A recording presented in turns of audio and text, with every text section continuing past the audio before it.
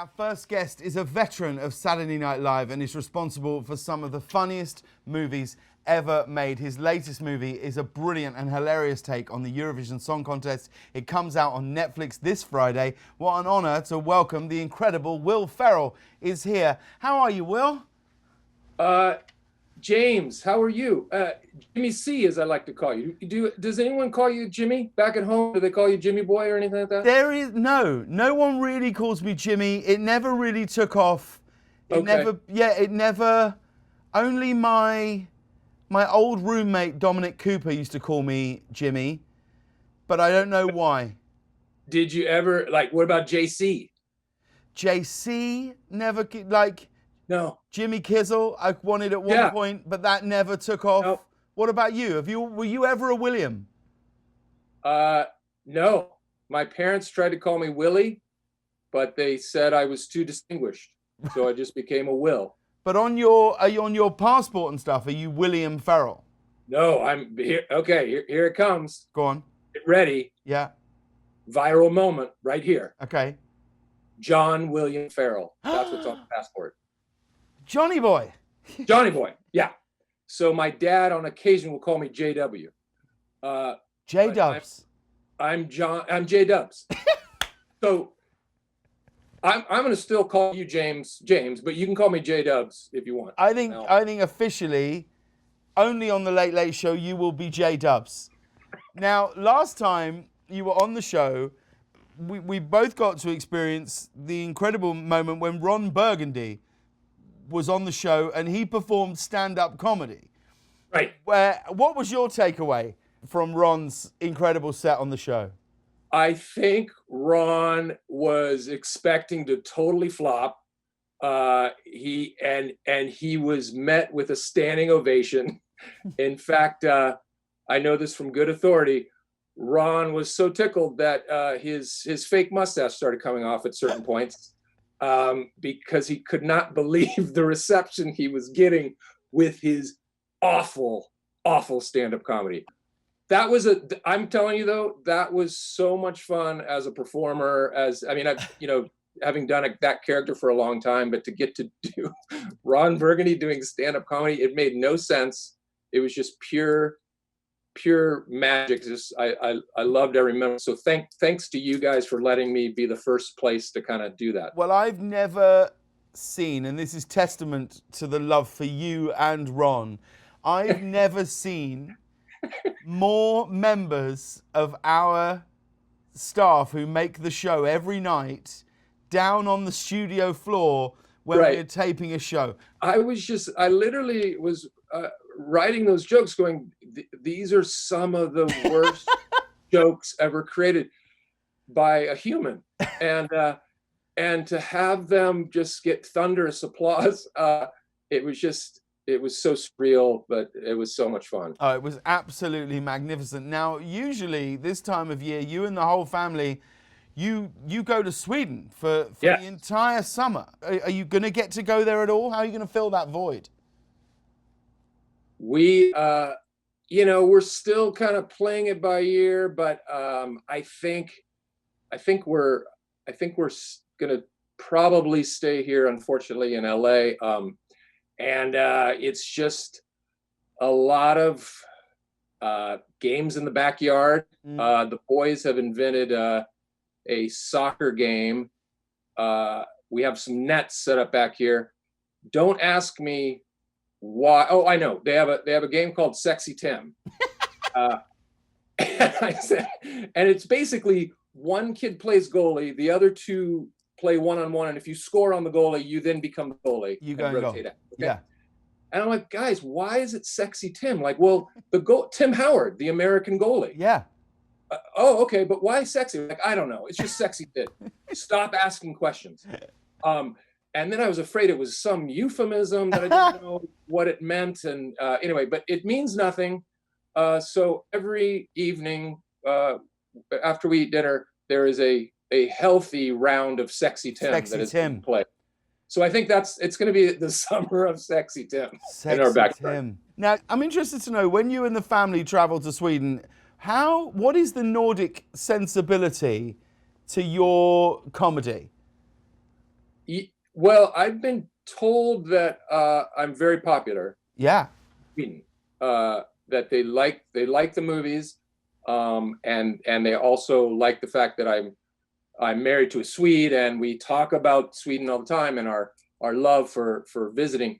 But you would never know it because the Swedes are very quiet and they keep to themselves. So if I'm ever approached by a Swede to get a selfie, I know they are like trembling like a leaf. Really? And so it's you don't really get too cocky, and they know it. They take pride in like, no, I know it's him. I'm not going to look at him. Right. He's the same as me. And but it's really kind of interesting because I can spot Americans, oddly enough, from a mile away, because we're so loud. And I will sometimes use my bad Swedish to throw them off the trail. We were on a ferry going to a little island once with a bunch of people, and I could see this American family spot me from across the way. And I heard the dad go, "Let me go see if it's him." He walks across the way, and I quickly said to my wife and her cousins, like, let's just start speaking Swedish. Now, I don't know many verbs. I just know a lot of nouns. Right. So I'm just saying things. And if you just go, yeah, that's just yes. So just going, yeah, schickling, which is like chicken. Ja, jättebra, very good. So I just kept saying weird words. And he did this lap, and he looked at me, and then he looked back to his group, and he just went, not him. So that's my trick. That's my little trick. I think that would work anywhere. I don't think that this necessarily only has to happen in Sweden. I think you could be anywhere in the world and you could really pull that off and it would work. I think you're right. Now, you're wearing your Dodgers jersey tonight. I know that you and your whole family, as I am and my family, huge sport fans. And for people that don't know, you are one of the co-owners of LAFC. Talk to me. How's this going to work? All the teams are going to Disneyland. This is what absolute foolproof plan. This is what I see it as. You tell me what's wrong. Every MLS team in America is going to Disneyland, and they're going to have like a sort of sports day where they'll all just take part in different kind of water slides around Disneyland. And the winners... No, you're getting it wrong. Okay, no. Go on. They are going to... apparently there's a kind of a campus there. Yeah. Between dorms and hotels. They're all going to stay. And there are enough fields there. They're going to play a World Cup type tournament with groups. And you play yourself out of the group and then go into a playoff. Like a World Cup. Like a World Cup. And that will start the season. Of course, LAFC has been placed in a very challenging group. I know. With the Galaxy, with Portland, and with Houston. So, and how did they decide those groups? Did they literally decide it on television ratings? I think it was like an online. Yeah. That doesn't feel fair to both of those teams. What are you going to do? Well, it would be better if they met later in the tournament. That's what I think. Okay. Yeah. But let's talk about your brilliant movie for Netflix, the Eurovision Song Contest, The Story of Fire Saga. I really, really enjoyed this film. I think it's so funny. You and the whole cast are brilliant. For anyone who doesn't know, explain to them what it's about and who you play.